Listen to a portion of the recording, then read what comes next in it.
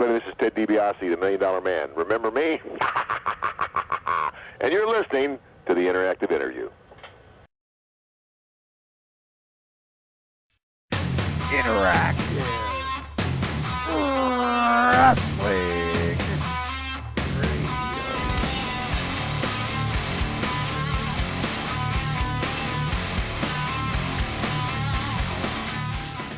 Hello, everybody, and welcome to another edition of the Interactive Interview on theInteractiveInterview.com.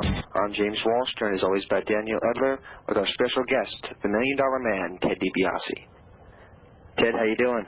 Doing great, guys. How are you today? Doing pretty good. Mind if we just get started? Go. Let's get after it. Were you a wrestling fan growing up? Was I a wrestling fan growing up? Well, seeing as how I grew up in a wrestling family and my dad did it for a living, I was very much a fan.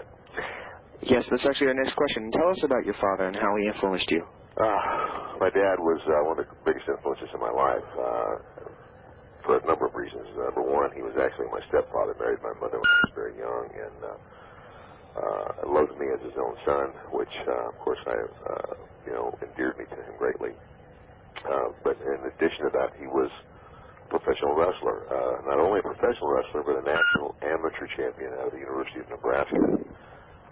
So my dad was one of those guys who, regardless of his talent as an entertainer, was a real deal. And, like I said, a national champion. So as a kid growing up, I looked up to him, admired him, and wanted to be as much like him as I could. My dad lettered 8 times in Nebraska, 4 times in wrestling, 4 in football. Just to be an Olympic wrestler solely due to a knee injury. So who knows what he would have done in the Olympics. But anyway, with all that said, yeah, tremendous influence on my life. Did it make you bitter towards the business when your father passed away in the ring? No, not at all. It did make me decide that if I ever pursued wrestling, that I wouldn't stay too long. That I would get out before people looked at me and said, "Hey, man, he's a has-been. He's over here. He needs to leave." Now, nobody was ever saying that about my dad. He was only 45 years old. He was at the point where he was about to retire when he had he suffered a heart attack in the ring. He died in the ring. So that was the one thing I said that I would always do is I won't stay too long. But as far as being bitter about it, no, I wasn't. Did you want to follow in your father's footsteps? And if so, how did you get involved in wrestling? It was following in his footsteps. I grew up in and around the wrestling business. I watched it all the time. I was a fan of my father's, and it was just in my blood. I went to college on a football scholarship and American football. That put me through school. But in the back of my mind, there was always that possibility that I might want to wrestle. And actually, between my junior and senior year of college, I went to wrestle in what was then called Mid-South Wrestling, which was still has a very big following. A lot of people come to me all the time and go, "Man, Mid-South Wrestling, when you guys were down there, Terry Taylor, Dr. Dusty Williams, and all those guys, that was really great wrestling." And that's basically where I really started learning the business. And one of my mentors there, a guy who I worked for, was a guy named Cowboy Bill Watts, who I respect as one of the most knowledgeable guys about old school pro wrestling alive today. You just mentioned it. What college did you attend? West Texas State. And when you were there, you played football with Tully Blanchard? It's funny, the guys that came out of West Texas State, Terry Funk, Dory Funk Jr., Stan Hansen, Bruiser Brody, Merced Solis, who everybody knows as Tito Santana.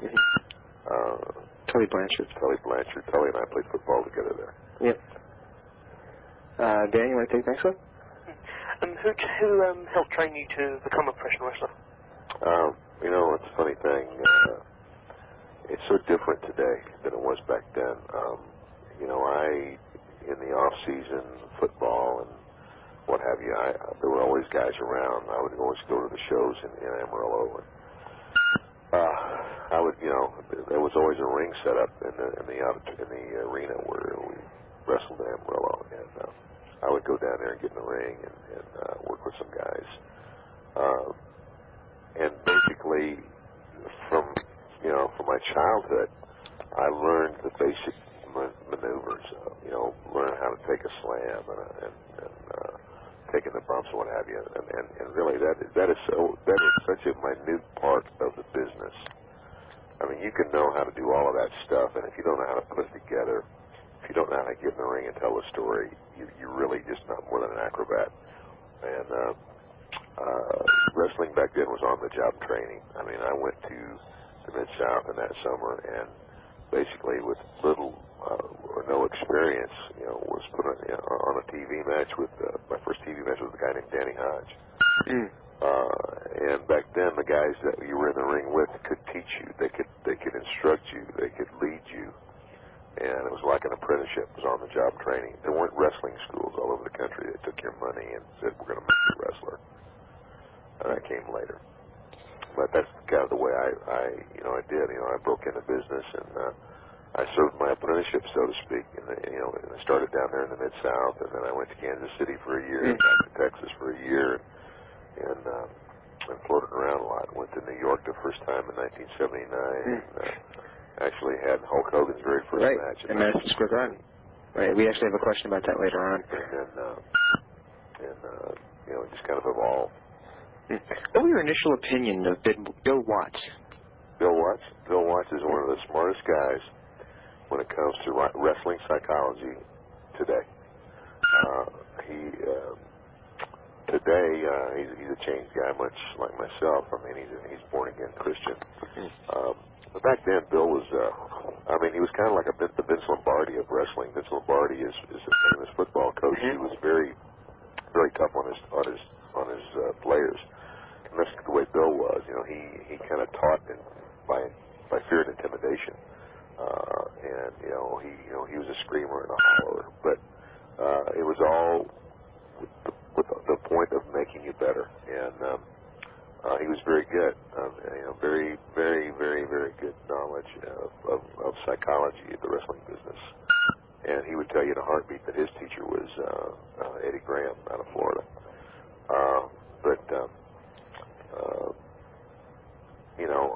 And again, you're hearing kind of my heart here as well, because there's a lot of people say, well, old school is just that. It's old school and it's history and it doesn't work anymore, and that's the furthest thing from the truth. As a matter of fact, most of the stuff on television today, I wouldn't pay you $5 to go see it. Given us all the paid video, and I have to agree with you. So, Dan, you want to take the next one? How was Dick Murdoch to work with? I'm sorry? How was Dick Murdoch to work with? Dick Murdoch was a classic. Dick Murdoch was a very good. As a matter of fact, Dick Murdoch is one of the guys in my early career who had a big influence, who I actually worked with an awful lot, who taught me a lot. Dick Murdoch is one of those guys who, if you really, if you're inside and you know the wrestling business, then you know this. Dick Murdoch could have very easily been a world champion. Dickie was like a little kid who never wanted to grow up. He horsed around and clowned around all the time. But the psychology of the wrestling business came so easy to him. I mean, he could get in the ring and have a match and have the people in the crowd wanting to riot and come in the ring and kill him. And in the midst of that, he's in the ring telling you jokes. It was just he was so natural. He's one of the greatest wrestlers I've ever known. What are your memories of your feud or program with Killer Carl Cox? The first angle I ever did, and again, the first big lesson I had in wrestling psychology. Again, Carl Cox is one of those guys, and I liked Carl and his style a lot because he reminded me so much of my dad. He was a heel's heel, and I just think the world of him. And he's another guy. He and Dick Murdoch were very close, and Murdoch would probably attribute a lot of his knowledge of the business to Carl as well. But Carl's a classic heel, and tremendous ring psychology. I can remember standing in the middle of the ring with him one night, and the referee's giving us instructions, and he looked at me and said, well, son, we're going to start this match off slow, and then we're going to taper off. And he was one of those guys kind of like a Johnny Valentine. Valentine was famous for getting the most out of the least. You watch a match today, and it's like, everybody's a Speedy Gonzalez, and they go out and they expend so much energy and so much time and so much effort doing 20,000 moves that mean absolutely nothing. And where back then we told the story, we built the story, we had a match, and that match told the story, and you went out there and you knew it was a work, but you made it a contest. And tried to make it as believable of a contest as possible. And if you have a believable match with somebody, you wouldn't go flying out over the top rope and hit the floor and bounce back up to your feet and spring into the ring. You'd lay there and you'd sell it. And that's missing in today's wrestling. But the other thing that's missing is there aren't any guys left like me and like a Terry Taylor or an old school guy, a Greg Valentine or a Steve Kern or a Bret Hart, who knows ring psychology and can get in the ring and lead that young guy and teach him the ropes. They're not there anymore. That actually leads into the next question I have for you. Do you think choreographed matches are better, or do you think you should play it by ear in the ring? If you know how. I think choreographed matches that's what's wrong. Today, it's just, I laugh. I see these guys, and, you go and you sit down in a dressing room with them, and this was beginning to happen at the end of my career. And man, they want to map out from bell to bell. I mean, and that is not the art of this business. The wrestling business, I appeared in a movie that Sylvester Stallone did right after he did the original Rocky. It was called Paradise Alley. It was about wrestling, and Terry Funk was in there, and there was a number of guys. And Sylvester Stallone made this comment because there were a lot of Hollywood extras that were making wisecracks about the wrestlers, and he shut them all up. He said, "You know what? I don't want to hear another word about wrestling." He said, "These guys are the greatest improv entertainers on the planet." And that was the art of this business. You knew how it was going to end, because that's the soap opera of wrestling. You knew how it was going to end because, you're telling a story and you're wanting to make money and you're wanting to entice those people to come back to the next show. So what you leave in their mind is what's most important. So you knew the finish.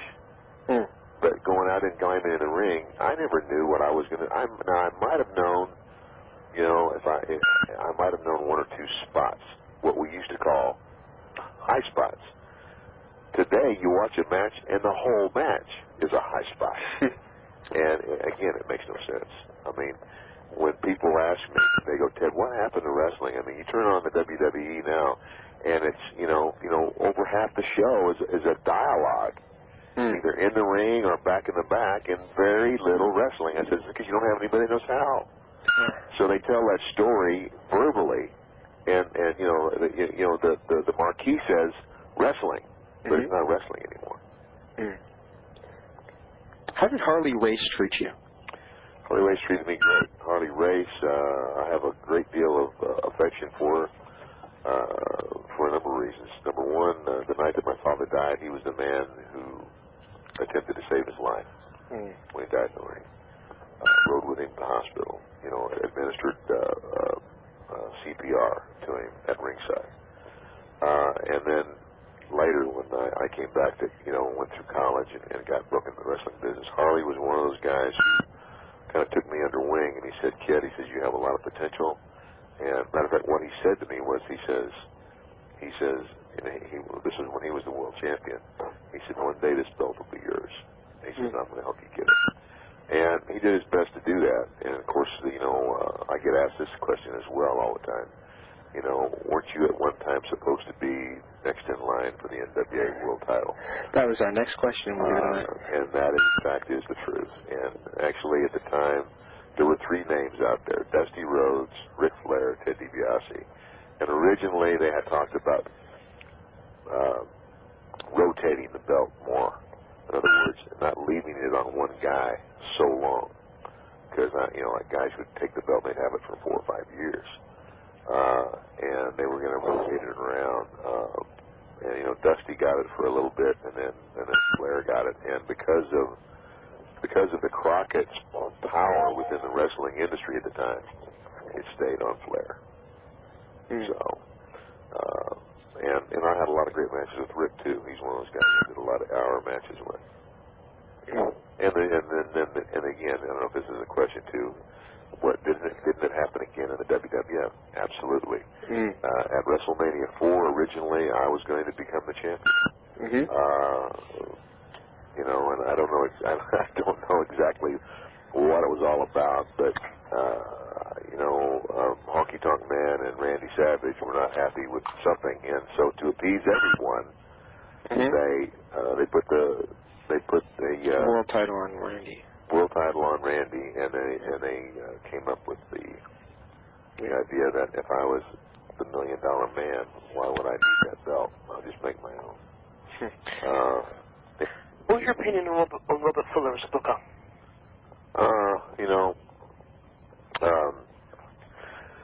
Robert was a fair hand, but I don't know, maybe apparently they did pretty good when they were booking Knoxville, Tennessee, but when they brought him into Atlanta, I was kind of disappointed, and that's nothing personal against Robert. Robert was a very likable guy, but I think I had been spoiled because I had been exposed to Bill Watts, who even to this day I think is one of the greatest minds in terms of the psychology of the wrestling business that I've ever known.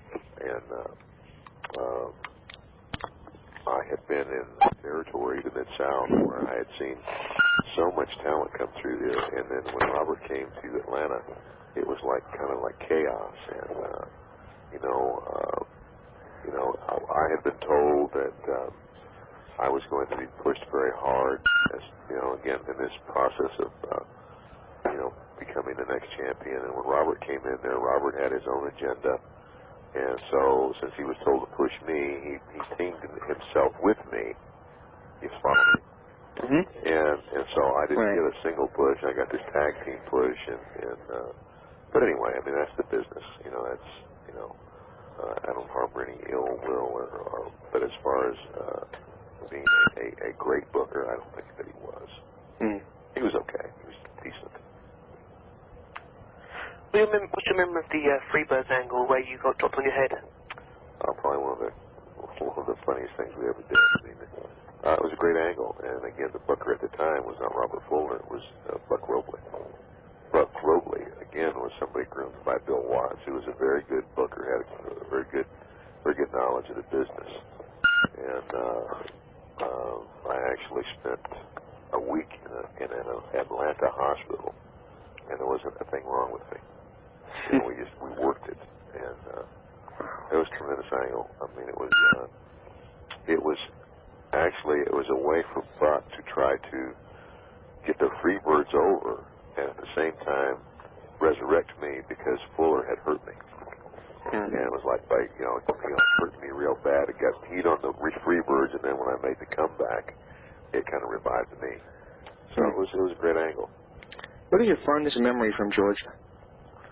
From Georgia, my fondest memory is meeting my wife. She was there. As a matter of fact, I met her the day that I was going back, the day I was making my comeback. I was going to wrestle, and I did wrestle that night at the Omni in Atlanta. It was the return from the injury. I met her that day at the apartment complex where I lived out by the pool. But in terms of Georgia Championship Wrestling, I can't think of any. Well, there was one match. During that time, Dusty Rhodes became the champion, and they booked Dusty against me, and we did nearly an hour. Nobody thought Dusty could do it, And we did what we do. We worked for like 55 minutes, and then gave him a finish, and I put him over. Wow. What led to you going to New York? I'm sorry? What led to you going to New York? The first time I went to New York, there was a fellow who came through at the Amarillo territory who had been in the New York area, and he was out there with Murdoch and Dick Murdoch and Mulligan. They were kind of running Amarillo. He came out there with them and was refereeing, but his name was Mario Savoldi, and Mario's dad was Angelo Savoldi. And through my relationship with him, he said, man, they love you guys in New York. And so actually me and Tito Santana, who were in Amarillo together, basically went to New York together for the first time in 1979. That's what led to me going there. That, and at the same time, I was beginning to get a push and my name was becoming established in the St. Louis area. And if you got over in St. Louis, everybody in the country heard about you. St. Louis was like a one-city territory where there was a lot of press in the wrestling magazines out of St. Louis. So that was kind of helped kick things off. How were you involved in the creation of the Intercontinental title? I wasn't. I wasn't involved in its creation at all, except that when they brought me to New York, they brought me in, and Vince McMahon Sr. did something that he had never done. Up until that time, there were only two belts. There was the WWF champion and the tag team champion. That was it. And I don't know if they had a ladies championship or not, but he created a new title, and he called it the North American title. And he brought me in and introduced me the first time I wrestled on TV as the North American champion. And along the way, he found out that the belt that Bill Watts had in Mid-South his champion was called the North American champion. And he didn't want to step on anybody's toes. I mean, that was the kind of the rules back then, as you know. And so he changed the name of the title. And what he did was when Pat Patterson came in, Pat Patterson was the guy who, they were fixing to give a big push to as a heel.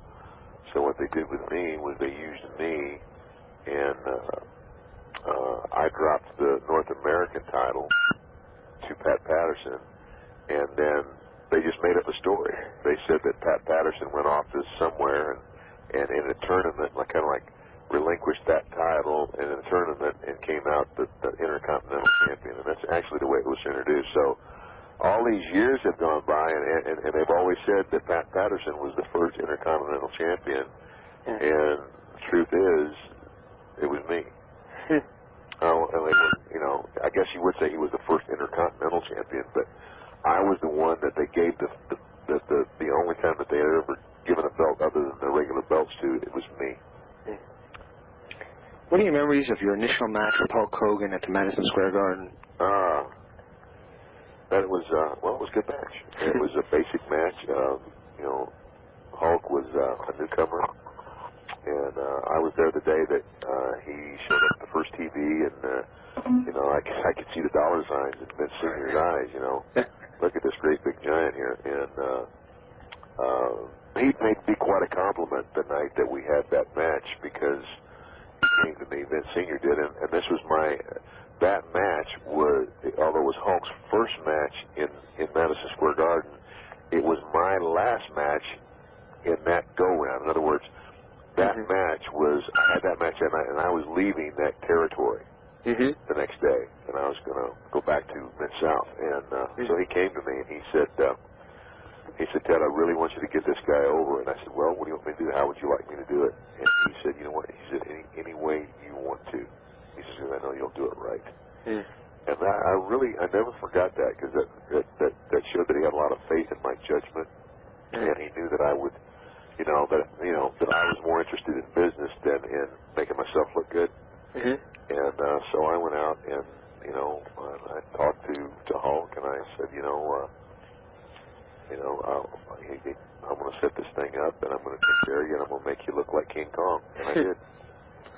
What led to your decision to go back to Bill Watts? I'm sorry?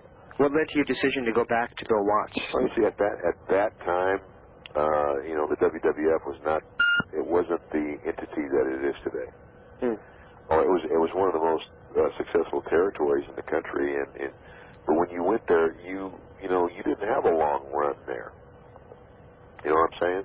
Yeah. And at that time, it was more you had to have a gimmick. In other words, you either had to have an ethnic gimmick, Polish power,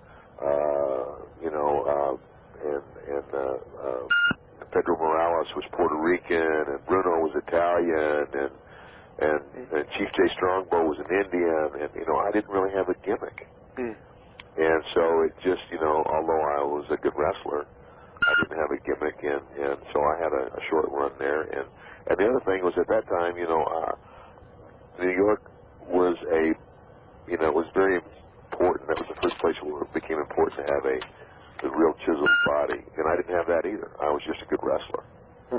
And so I think that's why my run there the first time around was, it was only about 9 months, and I left. And I'll be honest with you, the style at the time there was not really what I liked. I mean, they, I don't know how to explain it. It was just too easy. The matches were too, I don't know, there wasn't as much story in the match. You know what I'm saying? Absolutely. It was, if you looked at a match at New York and then you went and you looked at a match down in the South, a match in the South always looked like more of a real contest. You follow me? Yeah. And that's what I was used to, and that's what I liked. How was Ernie Ladd as a booker? Ernie Ladd was good. Ernie Ladd took a lot of direction from Bill, and I would say that what Ernie was very good at was not the little details, but Ernie always was very good at painting the big picture. Kind of like, let's look down the road, and here's where we want to go, and this what, But then where Bill was really good was taking that vision that Ernie would have and filling it in. Ernie very knowledgeable of the business, very knowledgeable of psychology. What is your memory of your heel turn with Junkyard Dog? Greatest thing I ever did. Scariest thing I ever did. In that at the time, JYD and I we were kind of like the salt and pepper team. There's a large black population in the South, and he was kind of like, it was like the salt and pepper, the black guy and the white guy, and he was the favorite and I was the favorite, and we traveled together a lot. But the whole time that I had been out here, from my first beginnings in the business, everybody basically, except for the first 3 months of my career, I was a heel, and then they turned me babyface, and I was the babyface, a good guy, from then until my turning on JYD. And what had happened was, this was right about the time that Vince was beginning to make his move, right in the early 80s. I left there in 79, and then what was it, 81? Yeah. Yeah, might have been 81. When was the first WrestleMania? 85. 85. But I remember that, like Paul Orndorff left and went to New York, and the Samoans had gone to New York, and several guys had left Bill and had gone to New York, and Ernie told me one day, he said, Ted, he says, I want you to put your thinking cap on and look around. He said, we really need a strong heel in here to work with you and JYD, and I used to tease JYD all the time. I would tell him, I said, you know what, man, I said, your music plays and you shake your backside and you go out to the ring to that music and you howl at the moon, and your longest match might be 8 minutes, and you're making all the money. And it kind of struck me one day, you know what, if I want to make the money, JYD was just becoming, because it's such a large black population throughout Mid-South, he was becoming this unbelievable big star. And I said, man, that's the deal. I mean, I got no pride. You know what I mean? And I'm like, well, you know, he's a bigger star than I am. I said, I don't care about any of that. You know, I said, you know, so anyway, make a long story short, I went to Ernie Ladd's hotel room in Shreveport one day, knocked on the door, and I said, Ernie, I found you a heel. And he said, who? And I said, you're looking at him. And then his eyes got as big as saucers. He said, oh my gosh. Oh my gosh. He says, I never thought of it.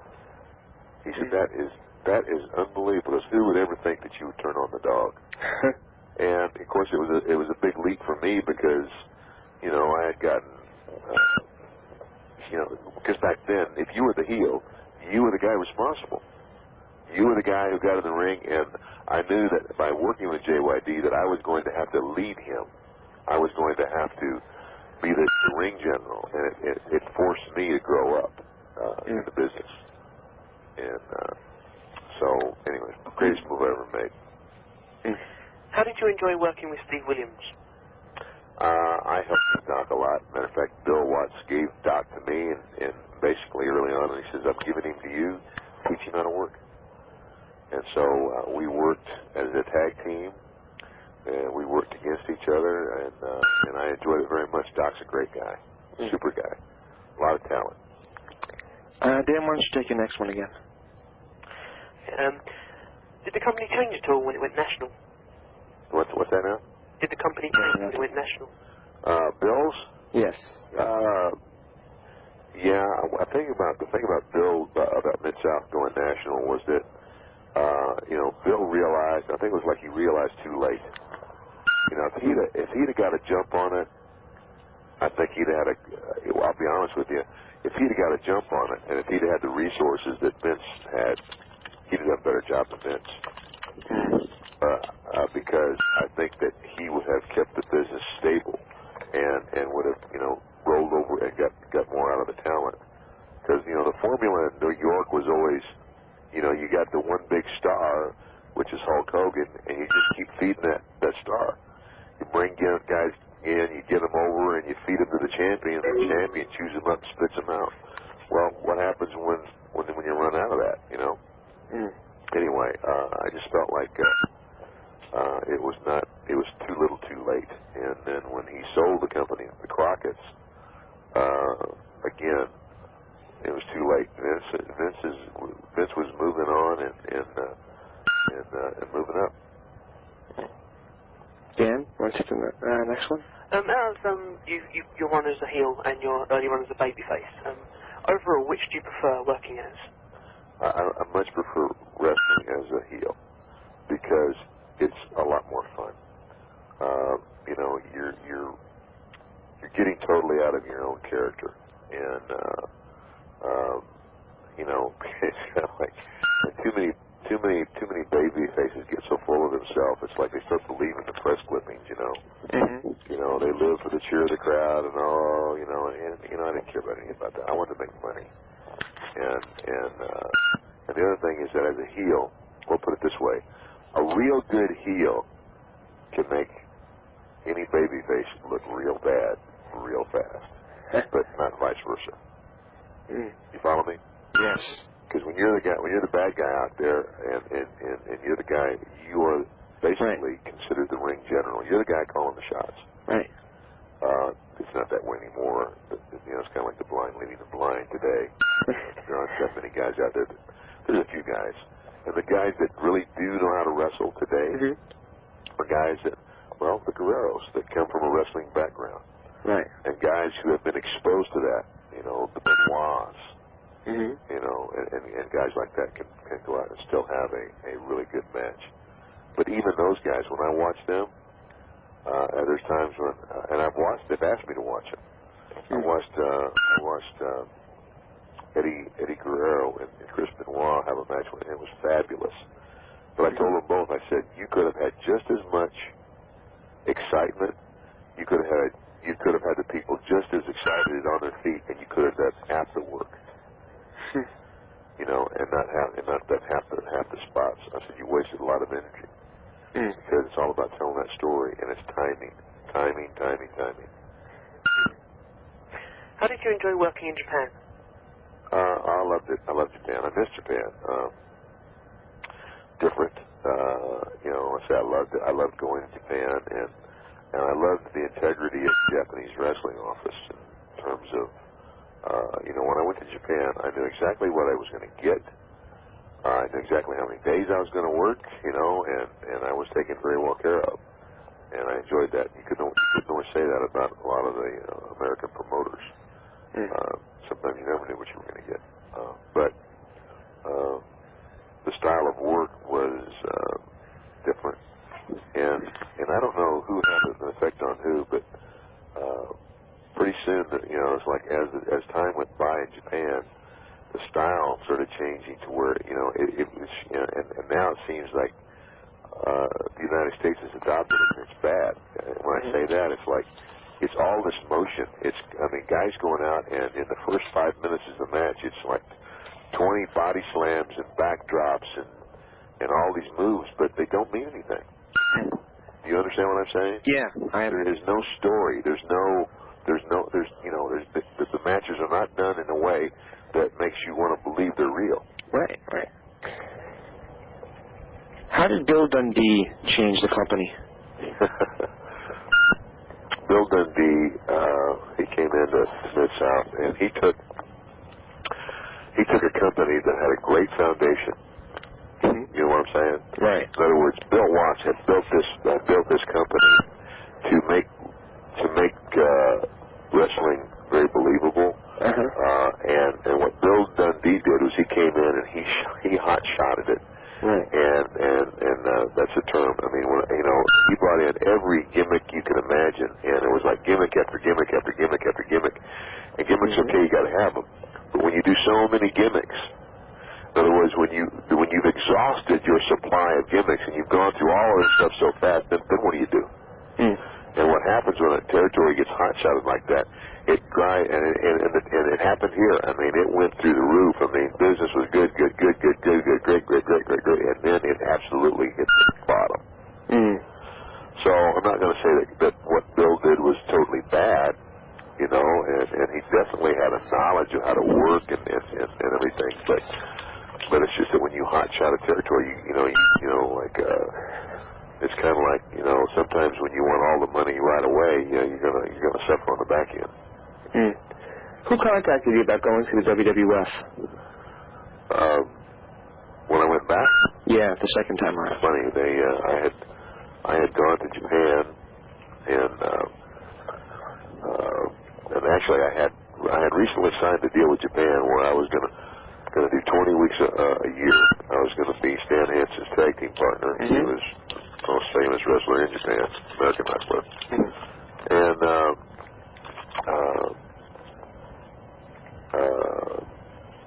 while I was in Japan, Watts sold the company to Crockett, and I came back, and Crockett wanted to meet with me, and he asked me. He says, what would it take for us to get you? And I said, well, let me put it to you this way. I said, you're paying Lex Luger. Right. I can't remember what it was you were paying him. And I said, nothing against Lex. The guy's got a great body and everything. I said, but, in the ring, he doesn't have half the talent I do. Not yet anyway. But you're paying him like he does. I said, so you give me the same money you're giving him, and you got me. I said, otherwise I'll just go to Japan. And so they agreed to that. And but before I signed any contract, I got a call from I had told Bruce Pritchard, who was a friend of mine, because he was going to interview for a job with Vince. I said, just drop my name in the hat out over there. I said, because they know me. I was there before. I had Hogan's first match with him in the Garden and all that, and I got the call. And they said, before you sign anything, get up here. Vince says, I've got an idea for something that's never been done in wrestling. It's a unique character, and I think you're the guy for the job. He wouldn't even tell me what it was. So I flew to New York. Limousine picks me up, takes me to the WWF, and then Vince says, I'm still not going to tell you unless you agree to I said, because this is an idea. If I tell you what it is and you don't join the company, then I've given away a great idea that someone would go to somewhere else.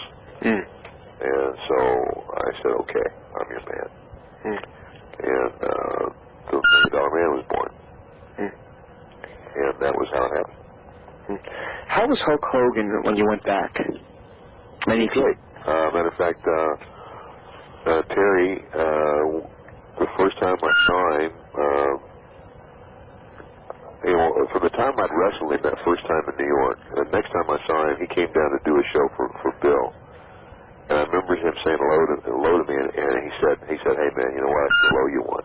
He never forgot that match we had in the Garden. Right. When I came back, and I saw him again, he looked up at me and he said, good to see you, Ted. He says, it's payback time. And I think the first time we worked was at an outdoor show somewhere, and when we came back, the match was so good. And then when we got back, he said, that was so easy. He says, God, you make it so easy. And that's when he told Vince. He says, I want to work with him. So, yeah, Terry was great. What was your opinion of the Virgil angle? And was it a rib on Dusty? Well, the name was. Wait a minute, hold on a second here.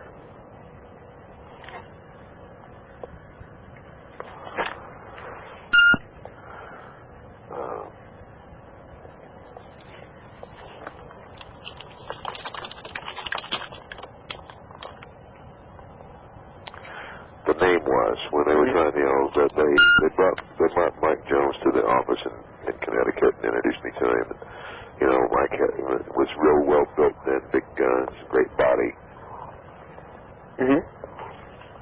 And what they were looking for was just that. We want, the $1 Million Man's got to have a bodyguard. Somebody, he shoots his mouth off, and then when he's confronted, he steps back and he lets the muscle do his work. And that was the deal. And from the very beginning, they said what they would do is that my character was one that was offensive to everybody, including the guy working for me. That at times I would even put him down. You know what I mean? And all the more be hated. And they said, from the very first day, they said eventually, we'll run this thing for as long as we can, and eventually Virgil will get sick of all your crap, and then he'll fight back, and then you guys will have a little run there. That's what we did. So, what is your memory of being handed the WWF title by Andre the Giant? Well, it was a great moment. I mean, it was a great moment. That night was a great moment in wrestling.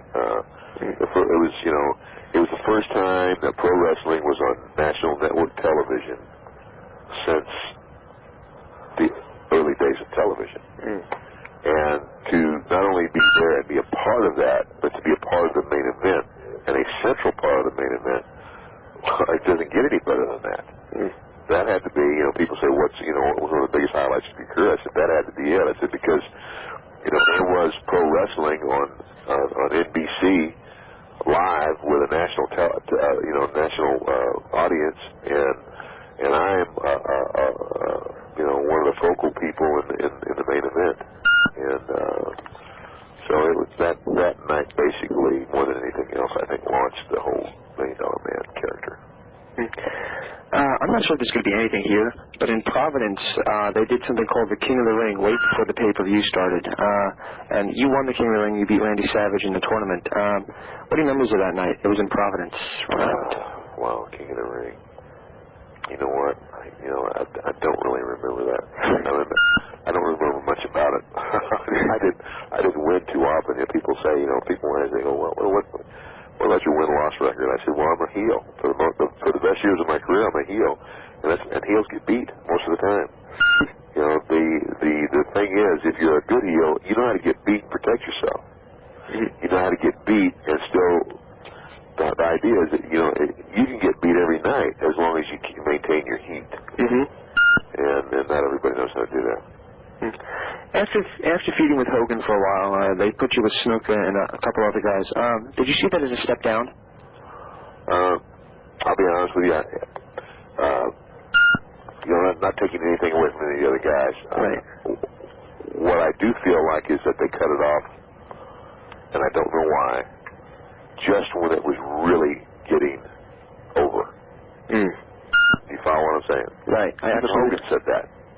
I mean, just when I was really getting ahead of steam and really becoming just a very hated heel, I felt like they cut it short.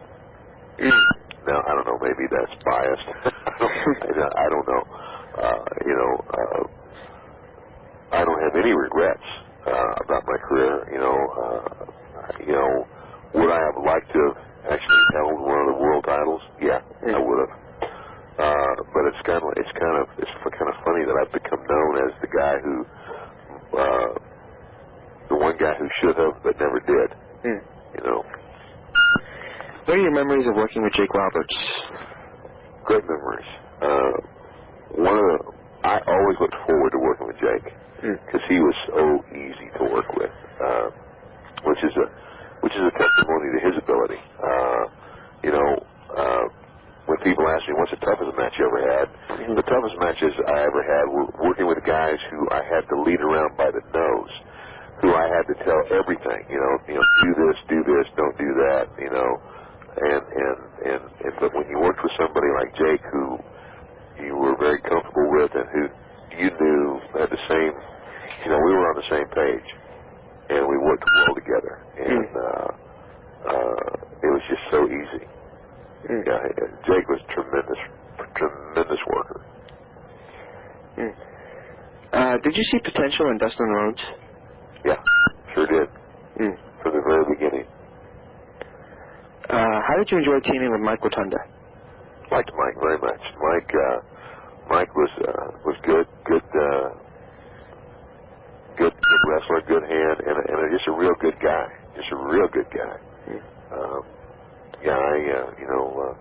Sometimes you get put with people that you're not real comfortable with. I was real comfortable with Mike. Yeah, super guy. One person you worked with closely was Sherry Martel. She was your valet for a while. What was your opinion of her? Sherry's a sweet girl with kind of a loose cannon. She had a lot of room, had a lot of personal issues at the time. And you know what? We all do. We all do. But I always got along with Sherry. I don't think there's anybody that I've worked with that I didn't get along with or like. What was your opinion of the push the Ultimate Warrior received?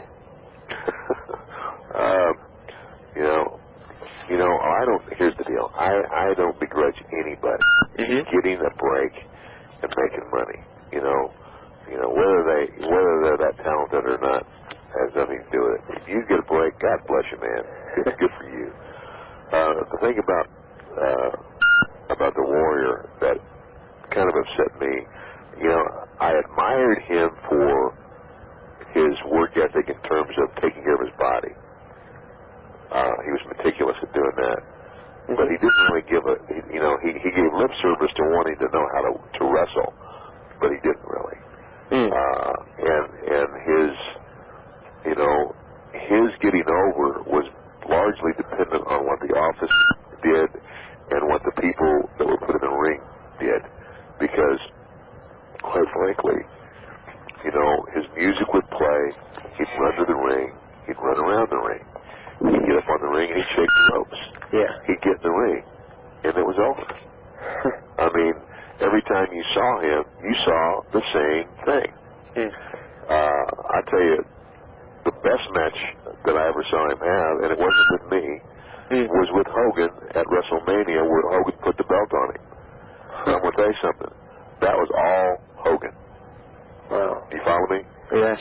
Yeah, there was a lot of people that would say to me, Hulk Hogan was a great champion, but he's not really a great wrestler. I said, that's not true. You go and you see the guy wrestling, Terry was just very good at getting the most out of the least, trying to save his body. And, when you're Hulk Hogan and you're the big star, and you're as big as you and you're 300 pounds, you don't need to be flying all over the ring all the time. But that match he had was a great testimony to his ability, and not so much. And again, I don't have anything against the Warrior. You know, I just, you know, he just was never a great wrestler. But, you know, God bless him, you know, here's a guy who didn't really have a whole lot of wrestling talent, but because of his look and his body, got put, you know, the right guy at the right place at the right time, and God bless him, he made some money. What is your memory of your final WrestleMania main event match when you teamed with IRS, Michael Tanda, against Hogan and Beefcake? It was fun. I mean, you know, that was not like one of the greater or bigger WrestleManias, you know. Right. It was fun because it was Las Vegas and everything, and I was. I guess the thing that I hate to say it, but what I remember most is that it came at a very, very sad time in my life.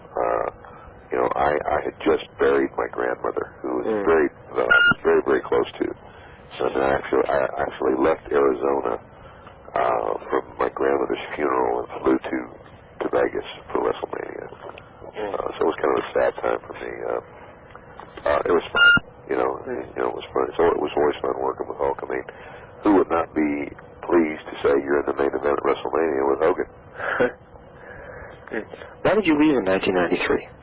For a number of reasons.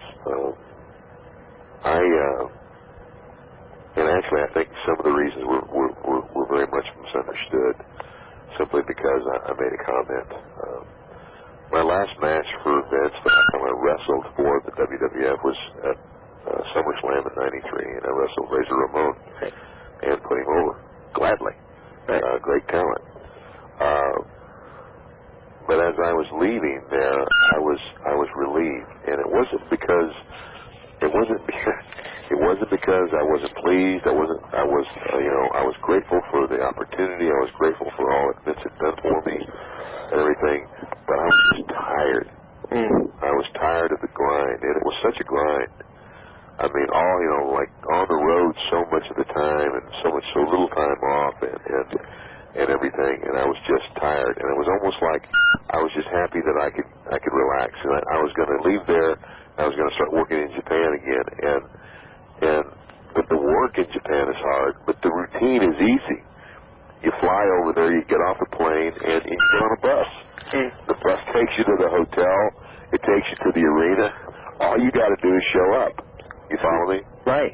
You know, where, you wrestling all over the USA for the WWF, it was airplane, rental car, hotel, and you were just go, and a lot of pressure. And the pressure was off, but I made the comment, I guess that day, finally I'm out of here, and, some stooge, I don't know who it was, took that back to Vince and made it sound like I was, finally I'm getting out of this place. And I don't know if they ever understood that or not, but anyway, I was just relieved to be out from under the pressure of it all at the time. But that was only part of the reason. I mean, that wasn't why I was leaving.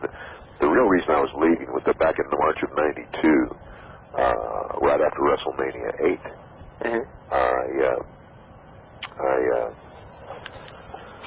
I had, that's when I basically got caught with my pants down, literally, where I had been unfaithful to my wife, and was really living a life. I was partying a lot, and I got called on it. I called home one day, was confronted by my wife, and very, very nearly lost everything. And that's where the spiritual journey of mine began, where I was raised very strong in my faith and just drifted from it. And as I sought to reconcile myself to my wife and my family and I take a long, hard look at myself, I realized over the course of the next year that it was going to be very difficult for me to change as long as I was in that environment. Do you follow me? Yeah. Again, nothing against any of the guys or anything like that. It's just that, if you're trying to get your life in order and, you're on the road every day with guys who are looking forward to getting to the next town and the next bar and the next party, and they're used to you being along with them.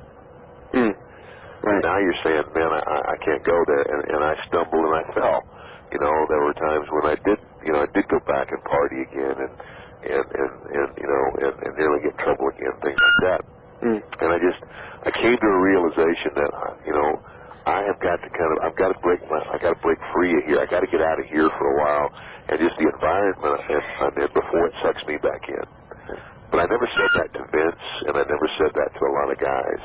It was something that was just personal. It was me, and I needed to do it, and that was the real reason why I decided to go when I went. I mean, there was, Vince had not asked me to leave. As a matter of fact, he didn't really want me to leave at the time. But it was just something I felt like I needed to do. And then when I did it, 2 months into my Japan contract, I herniated 2 discs in my neck. And I took the Lloyd's of London disability that I had taken out a year before. And all of a sudden, I'm not wrestling anymore, and I'm not going to wrestle anymore. And I didn't really know what I was going to do. And I got a call from the office. I think it was Bruce Pritchard asked me if I wanted to come and do the color commentary on a pay-per-view in Providence. And so I think that was a Royal Rumble. And in February of whatever that was, 93? No, 94. And so I went and I did the pay-per-view, and I enjoyed it. And I told Vince, I said, Vince, I really like this, and enjoyed doing this. And I said, if you'd like for me to continue to do this, I'd like to give it a try. And, I guess the point I was making is this. Although I hadn't been gone that long, I knew if I came back as a manager or a commentator that I would be coming back and I would be like I'd be coming into a TV and I'd be going home. In other words, I wouldn't be on the road constantly, and that was what I was afraid of. It's kind of like when you're a recovering alcoholic, you don't want to go back and sit in the bar because if you sit there long enough, you're going to drink. And I wanted to stay off the road as much as I could because it was the road that used to suck me into. I didn't want to get sucked back into doing the things I used to do, and I knew I needed time. So I thought, wow, if I go and if I become a commentator and a manager, then I'm not going to have to do that. I'm not going to be on the road all the time. I'm going to be at TV once every 3 weeks, and I'll be in the studio once a week, and then the rest of the time I'm home. And time at home was another thing I needed desperately to rebuild the relationship with my wife and family. So that's why I did what I did when I did it. What are your memories of the $1 Million Corporation? Lots of fun. I mean, it was, it was just a natural thing. The natural move. If Ted wasn't going to be a wrestler anymore and he was going to manage, then why not make him? Because if you look back in the history of wrestling, Gary Hart had his army, and all these managers had their stable of heels. Well, if you're going to take the $1 Million Man and do the same thing with him, well, then it's the corporation. You label it money, and then you want to give heat on a guy right away. I turned a lot of good guys heel simply by it made them a heel by aligning themselves with me, or the fact that I could buy them off. That made everybody mad. So yeah, it was a lot of fun. What were your initial opinions of the Austin 316 phrase? Nothing against Steve Austin. I think Steve's told what to do. He's a wrestler, and of course I don't know how much of that he had to do with. But as a Christian, I'm very offended by Austin 316, and it may not have meant to be vulgar or blasphemous, but it is.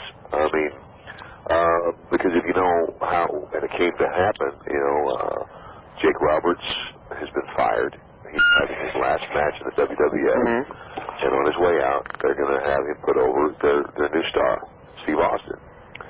So Austin beats him, and as he's leaving the ring, of course, Jake, and the sad thing about Jake is Jake had been professing his faith, and because, Jake had fallen off the wagon and gotten back, into the drugs and what have you, and again, what happens to a lot of guys. But they laughed at him, and basically that's what they did.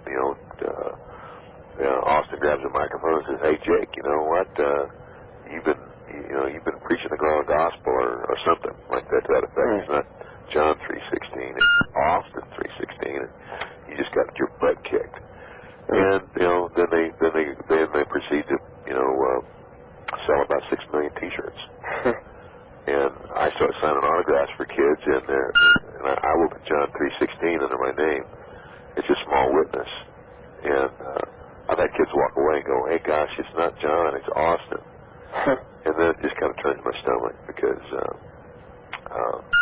I just don't think you go there. You just don't go there. God will not be mocked. So, I wasn't happy about it. Why'd you leave the WWF for WCW? At the time, they had taken me out of the announcing booth, and you know what? Maybe I wasn't the greatest commentator. I don't know. And they had, but basically, they had put me back on the road. They put me back on the road with Sid. They wanted me to kind of help Sid along and everything. And then they had approached me about being an agent, and I didn't have anything against being an agent, but I didn't feel like, just my personal opinion, I didn't feel like the agents were treated that well. I mean, here's a guy he's going and he's taking care of your talent. He's taking care of the town. He is dealing with the front, the business end of the business. He is your eyes and ears on the road, and that's very important. And plus he's the person who is making sure what you want done in those events on the road happen the way you want it to happen. But so when I was approached about that, well, the first thing I wanted to know was, okay, how many days am I going to work? I've spent my life on the road. I'm rebuilding my family life, and I don't want to be on the road 3 weeks out of every month.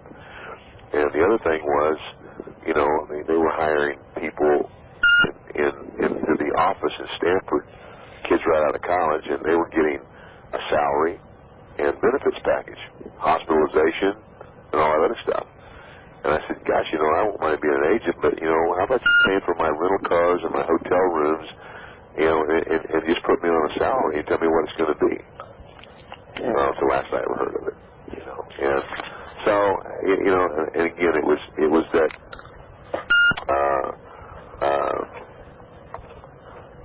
I was not just, I wasn't happy being on the road a lot, and I knew that if I went to the other company, that I could go there in a similar role, to be a manager and be a commentator, and only be asked to come to TVs, on the live shows Monday and the pay-per-views and what have you, and it was just at that time, it was still, I was rebuilding my life.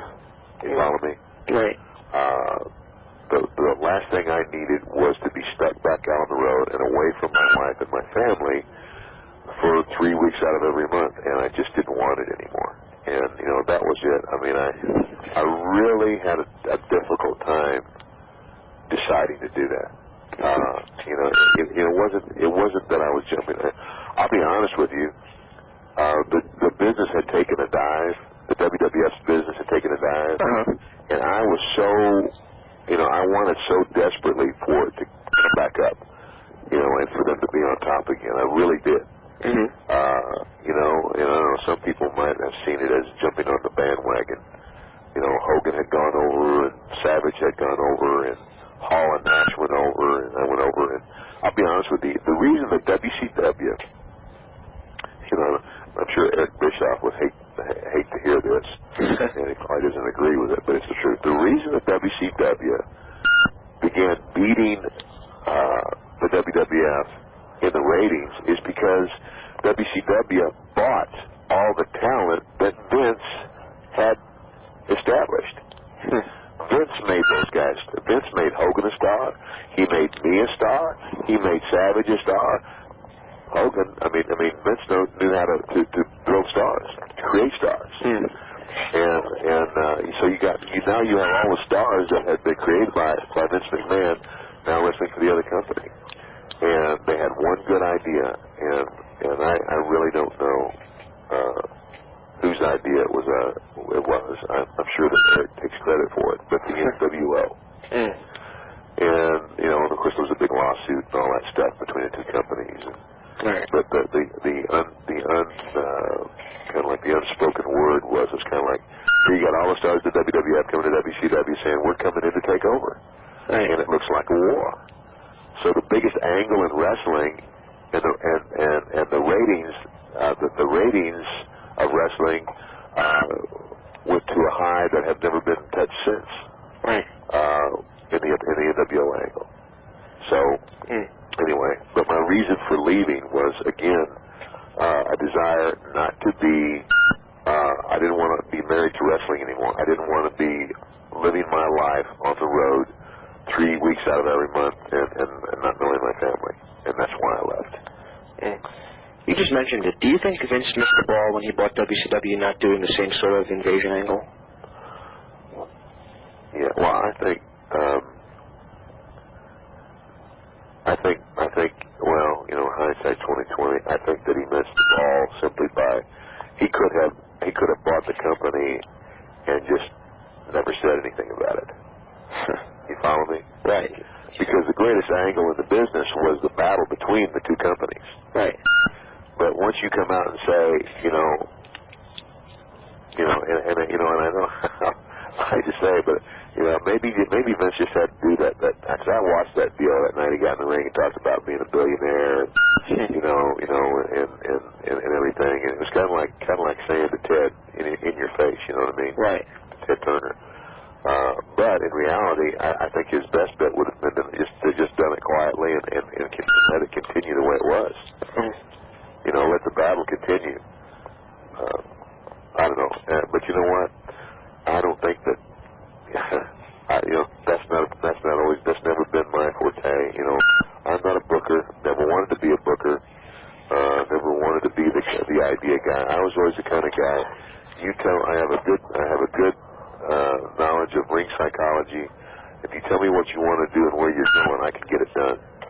But as far as being the guy that comes up with all those ideas and those angles and everything, that has never been my gift, and I have never pretended to be.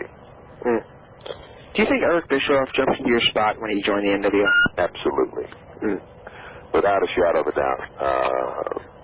Eric saw this thing taking off and flying, and said, that's where I want to be. Yeah, I did. And basically it got to the point where I went to Eric and I said, Eric, I spent 20 years building a career. I said, I didn't do that in my career. And I said, with all due respect, I said, I think the world of Terry Hogan. I mean, he's a friend of mine and everything. I said, but, I'm not going to end my career by being his ring bearer. Carrying his belt. All I did, I said, all I'm doing is walking after the ring every week holding Hogan's belt. And I said, I'm sorry, but if that's all you got for me, leave me alone. Because I was getting no direction, and there was a lot going on there. I mean, you talk about a power struggle. Everybody was jockeying for position, And here I am. I'm not even in the ring wrestling anymore, so I'm not fighting for anything. But I'm a manager. But when I say no direction, absolutely no direction. No meeting on a weekly basis saying, look, this is where we're going, and this is what you need to be talking about, and giving me a general idea. Nothing. It was like totally blind. And to be honest with you, they were all totally blind. I mean that was the worst run organization I'd ever seen because there was no real direction. I mean, we would be going on television live, and they're still in the back trying to figure out what they're going to do. What was your opinion of managing the Steiner brothers?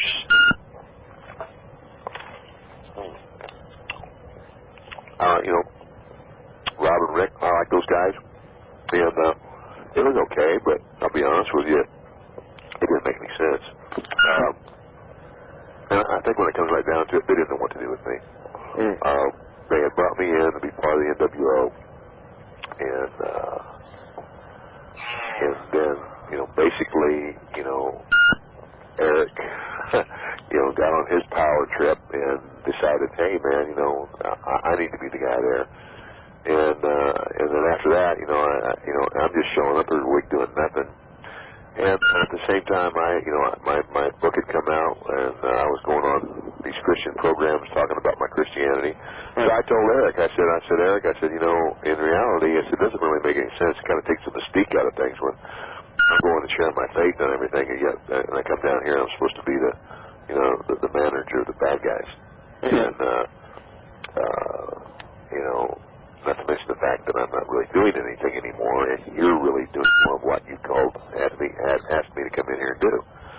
So I said, if you don't have anything else for me to do, send me home until you figure something out. And that's what he did. He sent me home, and I stayed home for a year, collected my check until I said, we're going to make you the Steiner's manager.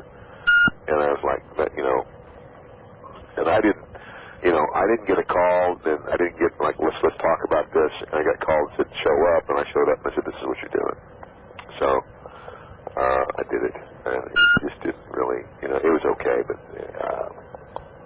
at that point, I kind of felt like my days were numbered, and my heart wasn't there anymore, to be honest with you. My heart was not in the business anymore. I was seeing the business change. Vince was starting to take his product to Smut Street, and then the WCW. When I went to the WCW, and I was supposed to be the money guy behind this thing happening, we were the bad guys. We were the heels. But as that thing began to evolve, all of a sudden we were cool. And you got, and all of a sudden we're cool and we're hip and we're now being praised. And I said, this ain't it, I'll say it before you ask. I do not approve of the programming in wrestling today. I think it stinks. It's kind of like when you talk politics here, and well, it's the economy, stupid. Well, in wrestling, I would say this: it's the programming, stupid. It's like, I read the paper the other week, and the number one grossing movie in the country was Captain Nemo. It's a kids' movie. Right. It's a family movie. The last time I checked, Disney World is still the number one attraction in this country. Right. And if Vince would stop and remember what brought him to the game, it was when he took wrestling and he made it family programming. Right. And it was colorful, it was funny, it was exciting, and it was slapstick. It was good guys and bad guys, and the good guys eventually won. And now, there aren't any good guys. Right. Name a good guy. Name me one baby face. I honestly couldn't. There isn't one. Right. There is no one in that organization that, by his work or by his language or his demeanor, you could say is a good guy. And I look at that and I go, if there's not one guy that, kids used to look up to Hulk Hogan. Kids used to look up to, the Big Boss Man, and well, all of the guys that were good guys, because the good guys stood for what was right. The good guys, and it's just not there anymore. And I'm telling you, that's what wrestling's always been about. And it's not anymore. And the ratings show it. The ratings, from what I understand, the ratings stink. They are. They're going down. They're going down, and they're continuing to go down. Yeah. I just don't. I don't know. It's going to bottom out at some point. Well, what you do. I'm telling you. Of course, and I think what it is. And Vince is a smart guy. Vince is smart. Vince is you don't build an empire like that being stupid. And the one thing I've always respected about Vince is he's got a lot of guts. He's got a lot of guts. And he's not afraid to take a chance. But I also think that sometimes you can't see the forest for the trees, maybe. You know what I mean? Right. And I kind of feel like that's where he's at right now. And, it's real easy for me to sit here at home in Clinton, Mississippi and be an armchair quarterback. I take that in consideration. I'm not there. I'm not trying to run that company. there's so much more that he sees that I'm not even aware of, and I understand all of that. Right. But I still believe in my heart of hearts that it's a lot simpler than that. You know, if you take and you look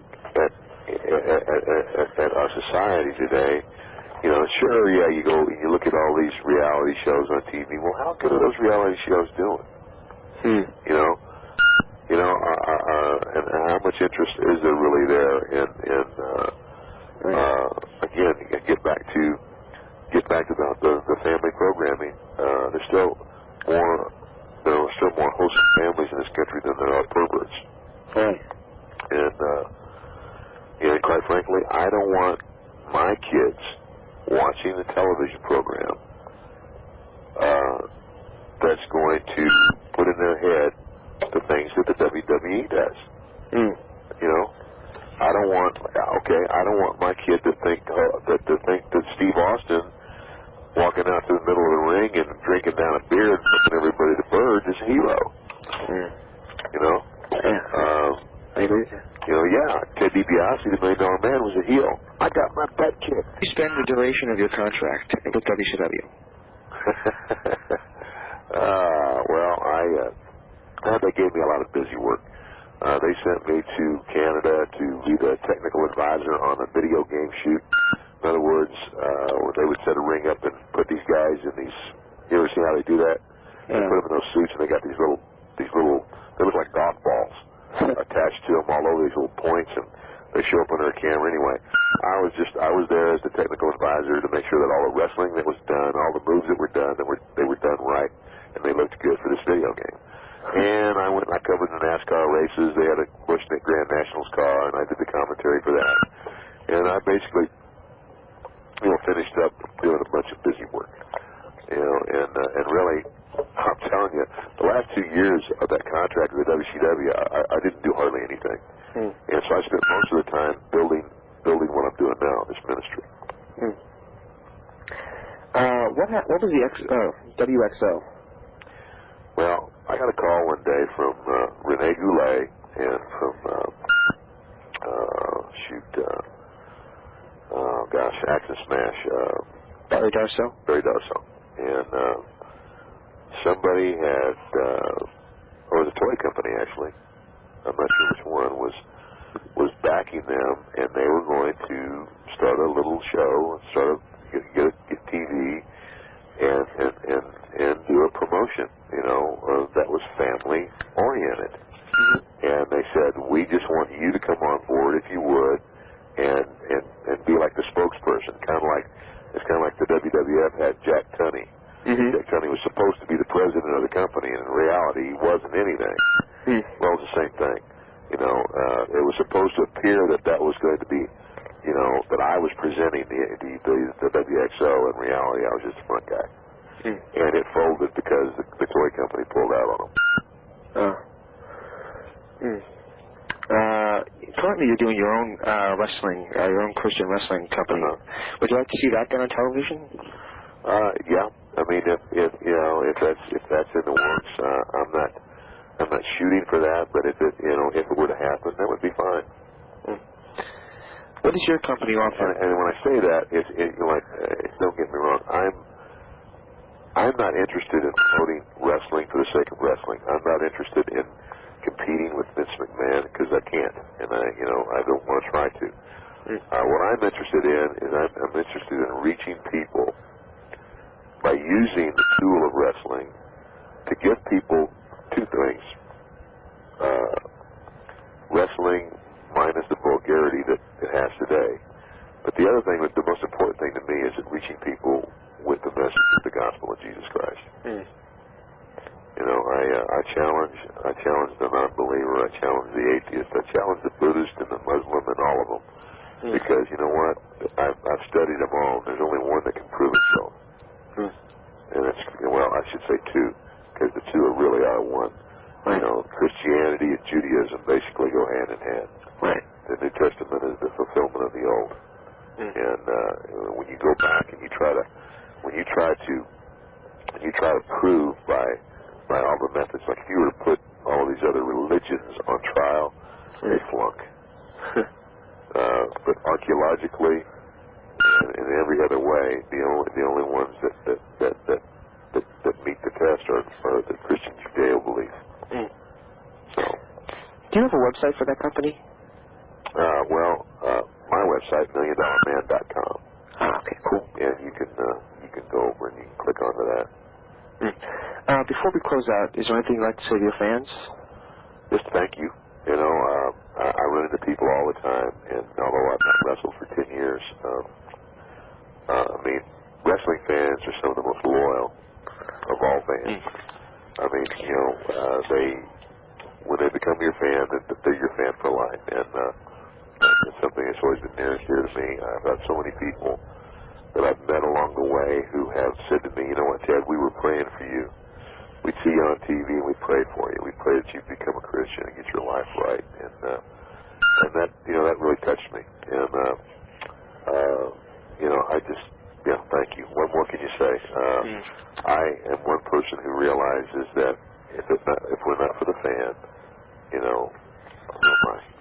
You know, I'm just a guy who was, you know, I'm not bitter at all. I'm not bitter. I feel like I had a great career.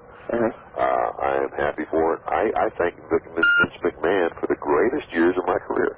I'm telling you, he gave me the greatest gimmick of all, and I enjoyed it and everything. And just because I don't agree with his programming today, and just because I don't agree with a lot of things, doesn't mean that I don't still, you know, doesn't mean that I'm not thankful to him for what I had, and it doesn't mean that I don't respect him.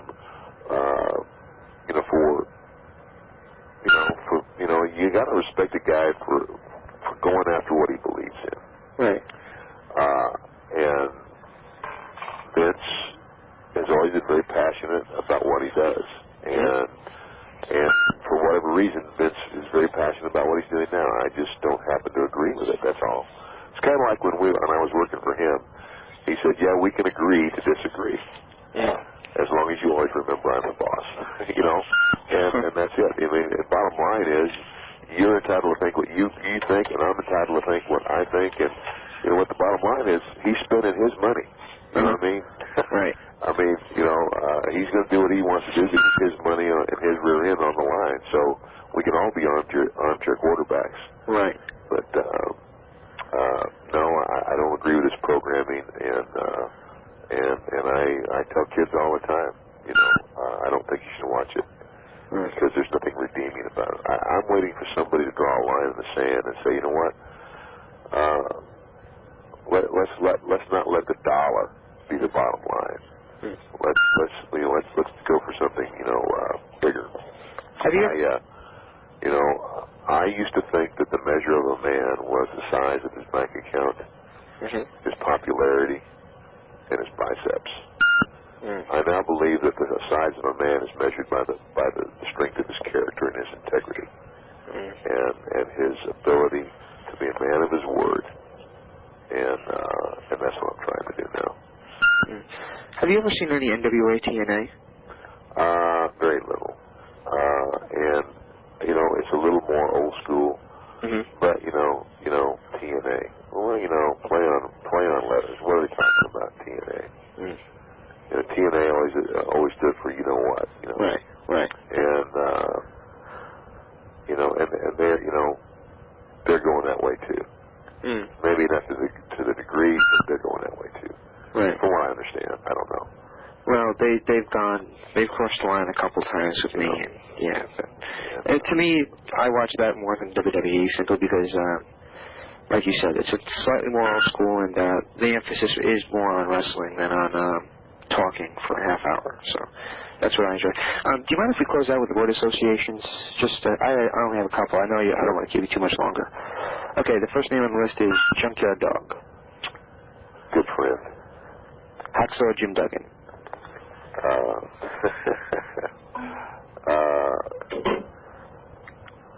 A guy who loved life and again, a very good friend. Dick Murdoch.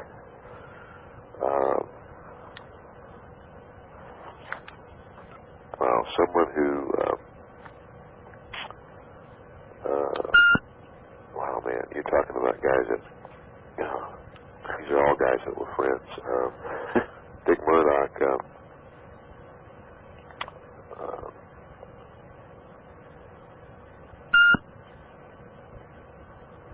great worker and someone who had a great influence on my early career. Stan Hansen?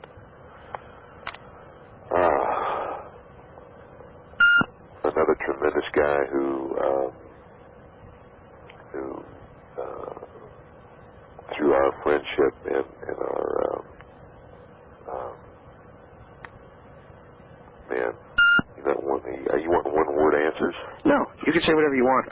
We did an interview with Mike Tenay, and the Employee Associations went for like a half hour. So Stan Hansen is a great guy, a great talent, and another guy who gave me a big opportunity to tag up with him in Japan, and somebody who I have a lot of respect for, as not only as a wrestler but as a person.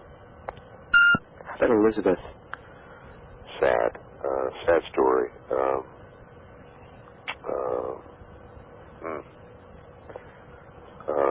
Somebody who I thought was very sweet when I met them, and somebody who I see the business took her down.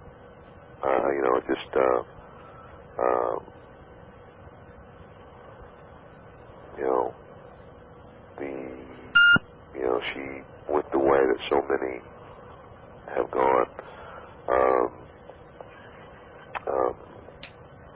Sad. I mean, just golly.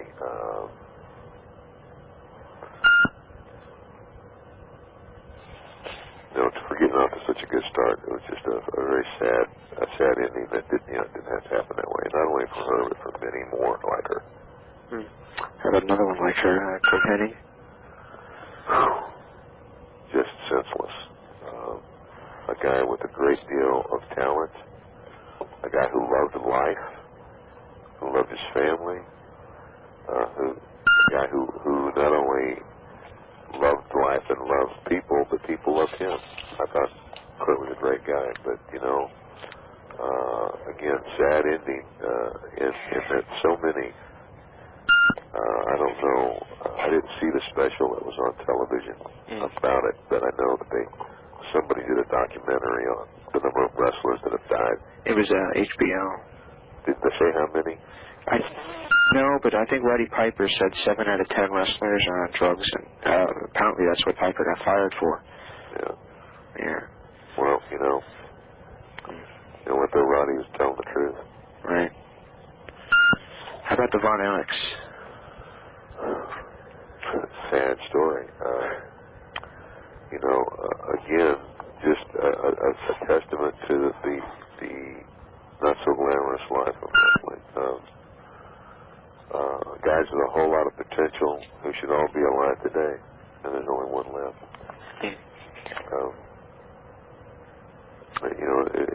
It speaks of the recklessness of the business. When people ask me, about my sons being in wrestling, and I tell them, I've never let my boys get interested enough in this business. They watched some of the pay-per-views, but they didn't watch every week. We didn't let them. Because I found out the one thing my dad never wanted me to do was be in this business. And at the age of almost 50, I understand why now. Not for the, when I look back and I think of great matches, and I do think of good times, but the price for that was immense.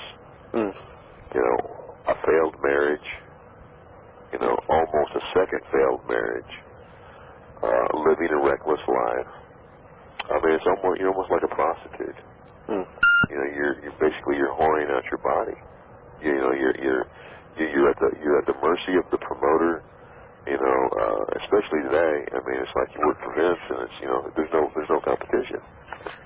So take what I offer you or hit the road, pal.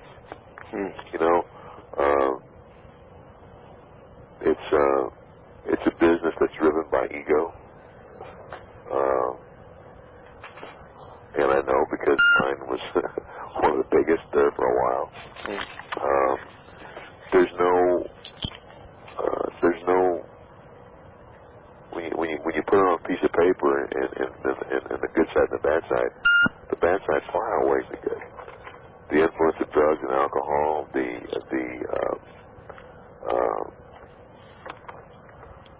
it's kind of like, you know, the acting business, the same thing. You know, you might become a star, but for every star, there's 100 guys that aren't, and at least the people in Hollywood have a union, and they have a benefits package. They have hospitalization and a health plan and retirement.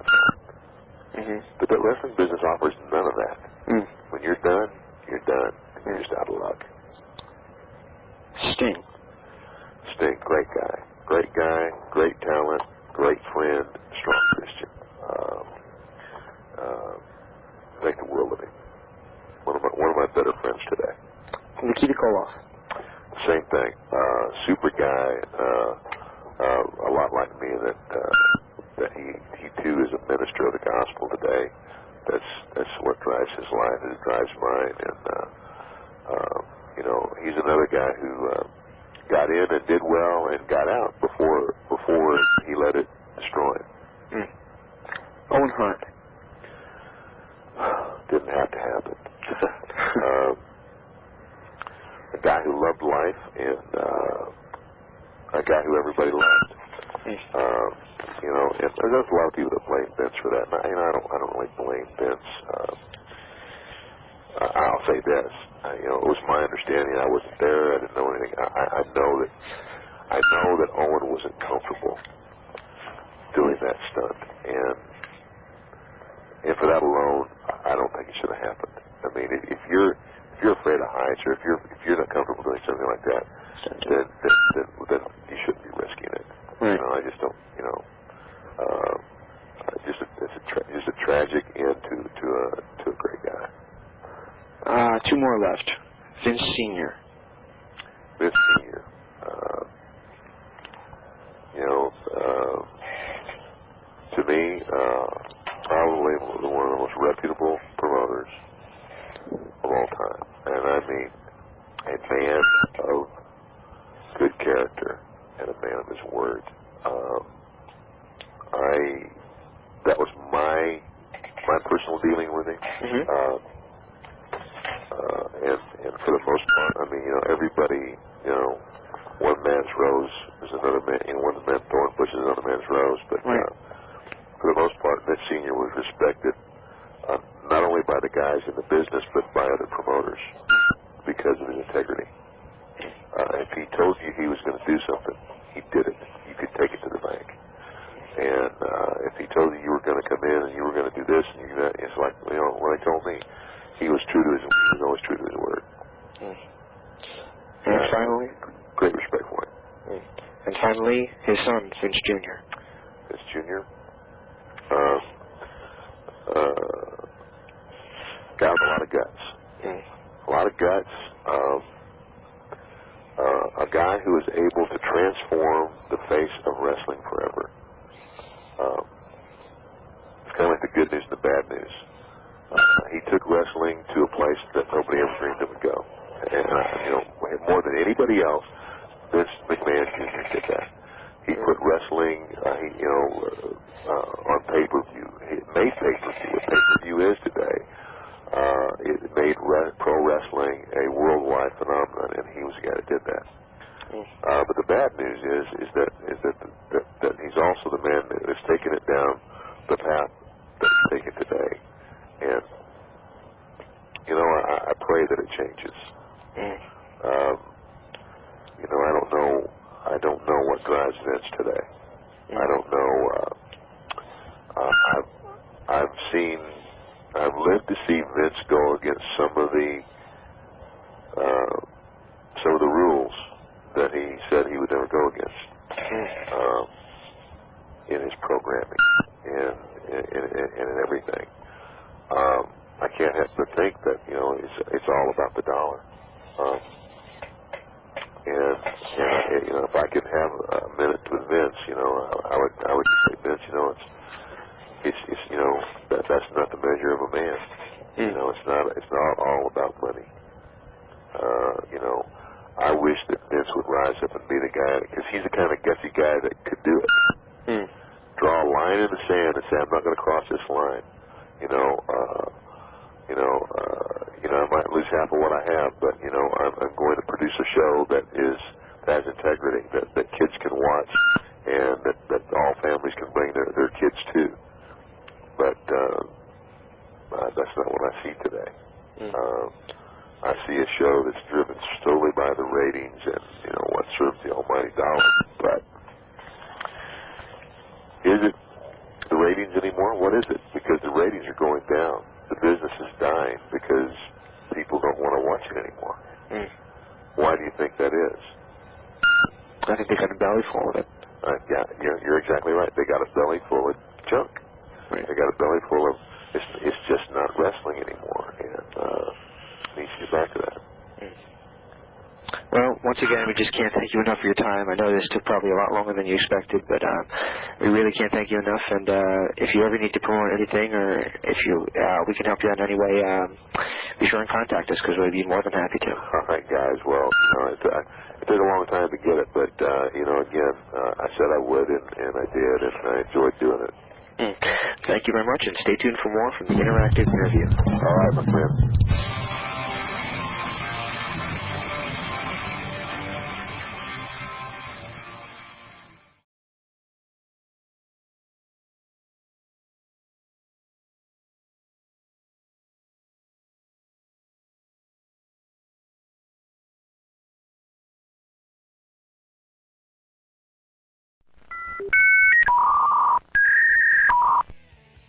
Enjoying what you're hearing?